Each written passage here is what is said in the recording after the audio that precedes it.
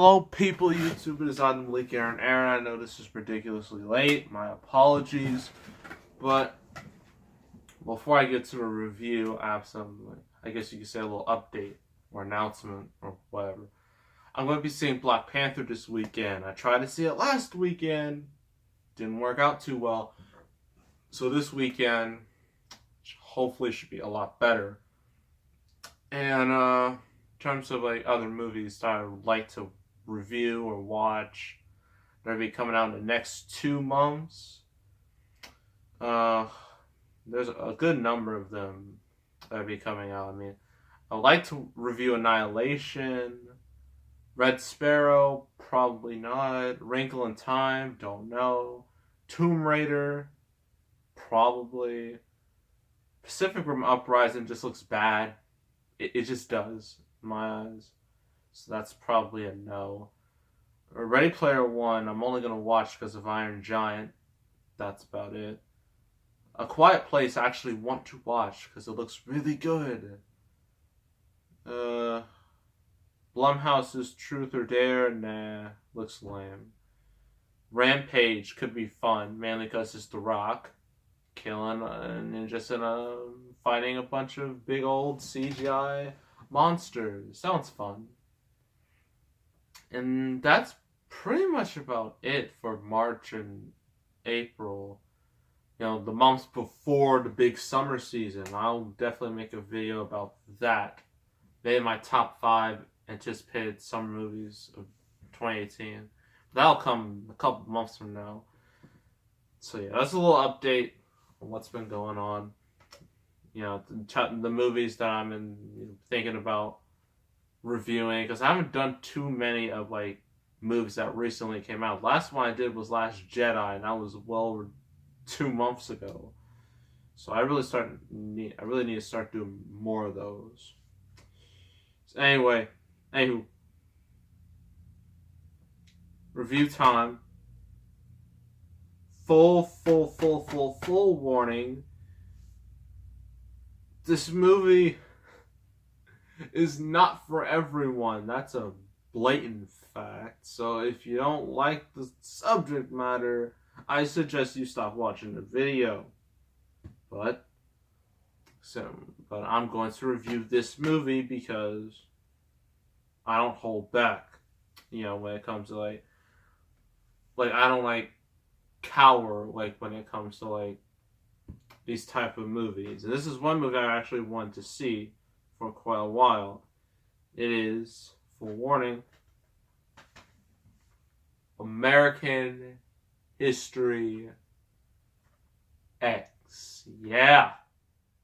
This thing. I mainly wanted to watch this because Edward Norton was in it. I really like Edward Norton's work.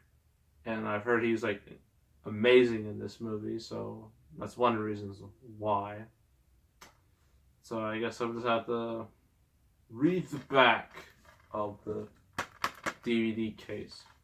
So Derek Vinyard, Edward Norton, the charismatic leader of a group of young white supremacists, lands in prison for a brutal hate-driven murder. Upon his release, ashamed of his past and pledging to reform, Derek realizes he must save his younger brother, Danny, from a similar fate. A groundbreaking controversial drama about the tragic consequences of racism in a family. I'm going to explain the whole plot. It's going to have some pretty brutal stuff in it, so again, if you don't like that, you can just leave anytime. So, Edward Norton's character, well, actually his brother, Danny.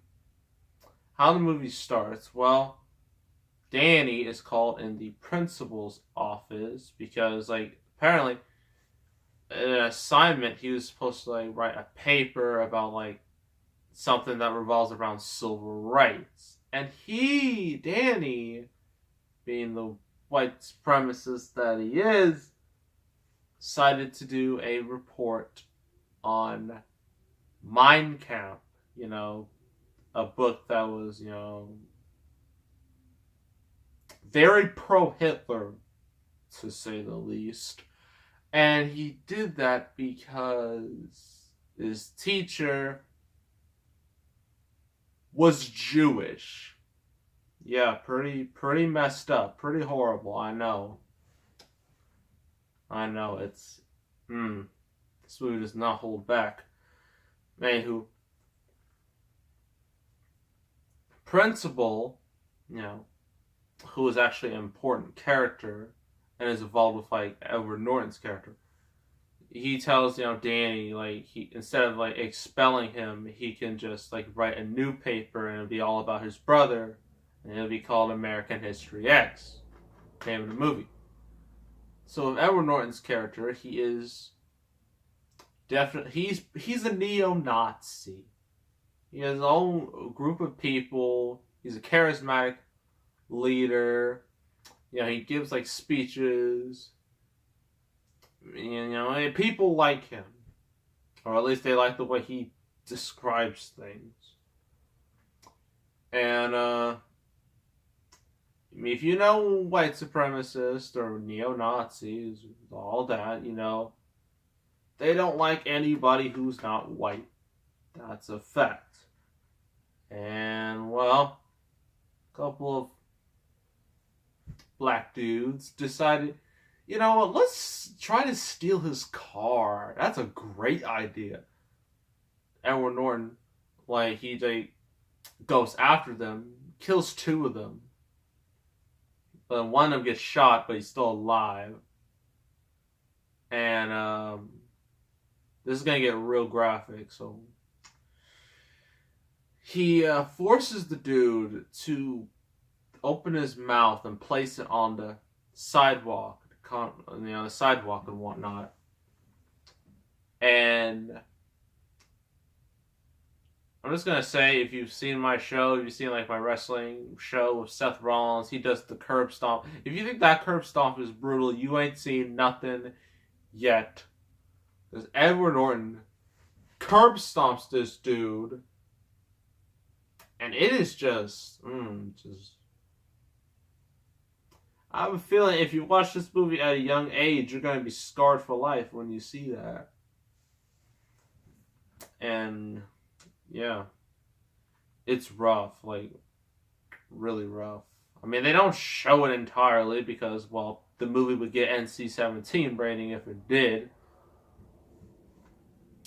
But, yeah, that happened. And Edward Norton is put in jail, obviously, for murder. Since like 3 years in prison. He's in prison, of course, dominated by, well, there are always like, I hate to do this type of movie now when there are like so many issues in the world. I hate to do that, but I have no choice.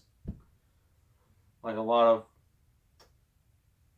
basically minorities are in the prison system. A lot. I see it all in the news. It's like majority of the time it's a minority, mainly a black person, like getting like arrested and whatnot. It's annoying. It really pisses me off, and it makes me just not want to watch the news anymore. Period. Because the news is just terrible. I've actually stopped watching TV a whole lot. All I've done is just played games. And then watch these. Like, these and games are like the only things I've done with my television. I don't watch normal television anymore. Mainly because of this, my YouTube career, or something like that. I guess hobby. I don't know. Anywho. Obviously in this prison there's going to be black people in there. At first, Edward Norton, like, he sees, like, another group of, like, neo-Nazis. He's like, oh, cool, I can hang out with these dudes. And then he sees that something's not right with them, like, they're negotiating with minorities. Sorry if that offends you. And Edward Norton doesn't like that. But, ironically, he makes a friend with a black dude, mainly because of their love for basketball, and then they have, like, a bond. Like a friendship bond. And when like these other neo-Nazis, like they find out about this, well, if you know about prison, you know what they do in there, and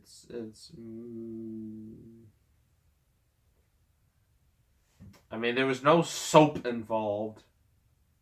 Just saying, there's no soap. It was just this video is gonna get flagged so hard. They just. Oh, I hate talking about this. That happened, and like the principal, for Danny, he sees Edward Norton and he has to change his life, or at least help him change his life by like giving him a book, and it's just like, you're gonna read this the way you understand that all this hate is just so unnecessary, and it's just, you shouldn't live that life. Then eventually Edward Norton comes out a changed man. He's now a new man. He's no longer a super racist. However, his brother Danny, he sees is going in the same footsteps as Edward Norton did in becoming the super neo-Nazi. And Edward Norton is trying to stop that before it gets too bad. And like, there's a scene early in the movie, like this dude, and like Danny, like he doesn't care, like he's below smoke in his face, and so we'll get back to him later. But try to stop him. They all go to a neo-Nazi party, and it's exactly how you think it would be. Just basically that's what it is.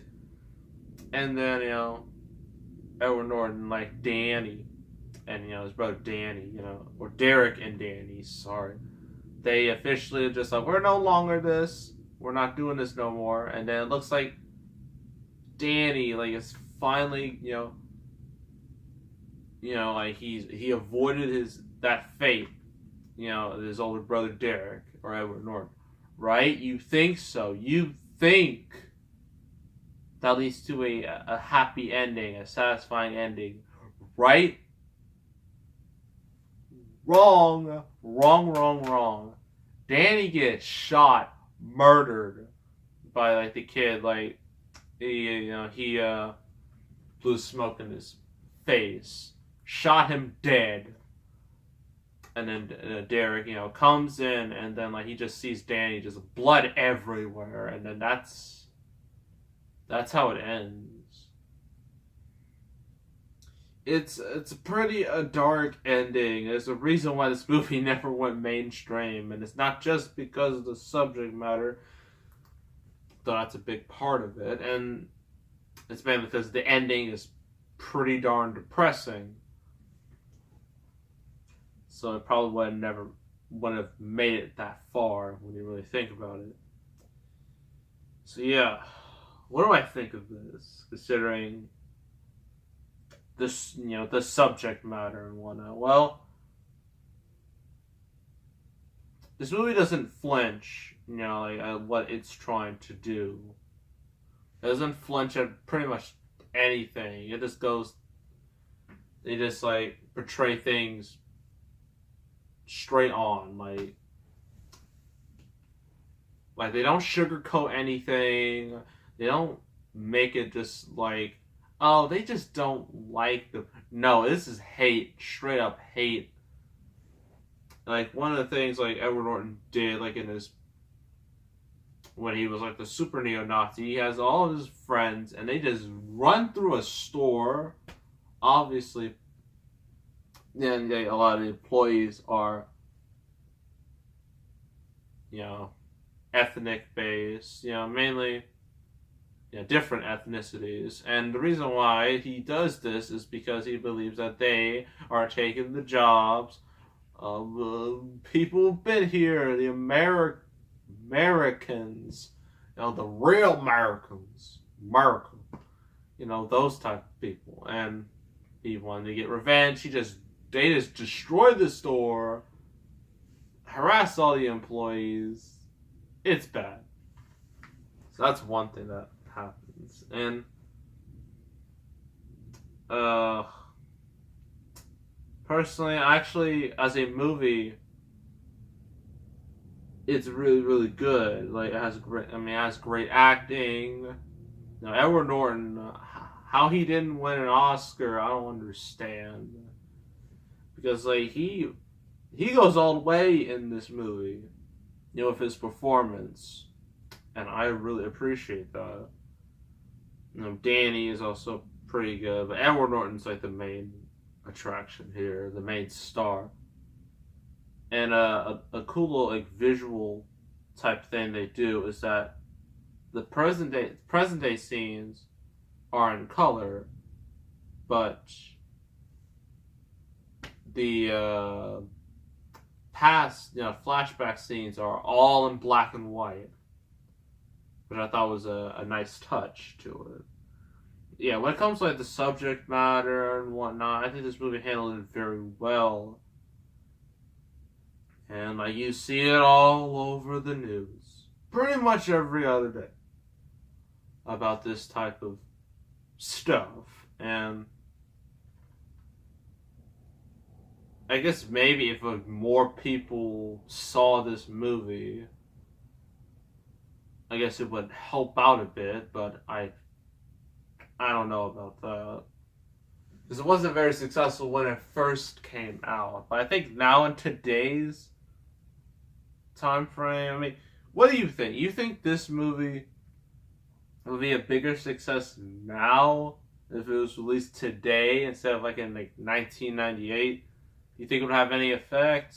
Leave in the comments, because I don't know. It's a tricky. It's hard to really answer that, but yeah, overall, I'd give this movie 8 out of 10. Mainly because of its acting, its message, and whatnot. All very good. I would not recommend this to every last person on earth because it's really not for everyone. You're gonna have to go through a lot, and I mean a lot, of racial slurs and all that stuff. Because I mean, they couldn't avoid it. Like you could say like they did it in the most realistic way, and I guess that counts. So yeah, would not recommend this to everybody, but if you like Edward Norton, you like his movies, this is for you. So yeah, that was a pretty tough review to get through, and I think there's another movie in here I hope I never have to review because it'd be pretty bad to explain. Actually, there are a couple in here that would be pretty hard to explain. Some of them, like, it's a mess. Anywho, next review is another DC animated movie, but it's not based. Is it based off a comic? I'm not sure. I don't know if it's based off a comic or not, but it would make for an awesome movie. But there's a good chance Warner Brothers will screw it up because Warner Brothers wants to be Warner Brothers, and they want to, because they don't care about the fans. People will say, "Oh, Warner Brothers, people like just love DCU no matter what." I mean, that's great. I mean, if you love it, then go right ahead. But you need to realize Warner Brothers does not care about you. They only care about your money. And they could care less about what you have to say. Just saying. They're the EA of... At this point, they've become the EA of movie studios. And that's not a good thing. But anywho, what we're doing is Justice League Doom. Story where Batman knows everyone's weakness, and if any of them go bad, like if any of the Justice League heroes go bad, he will exploit that weakness and take him down, even himself. So yeah, that's Justice League. That's the next review, Justice League Doom. So make sure to subscribe, like this video, leave a comment, and hoping I don't have to do any more reviews like this. That's what I'm hoping, at least. But I should have realized doing the review job is not going to be the easiest job in the world. I mean, I remember I had to do a Zack Snyder review literally days after it was announced like he had to leave Justice League because his daughter committed suicide. That was hard for me. Okay, that was rough. Because that was some really, really bad timing. And I couldn't have predicted that. I usually write out what movies to review weeks in advance. So, yeah, hopefully I don't have to do any more hard reviews. And that is all, and goodbye.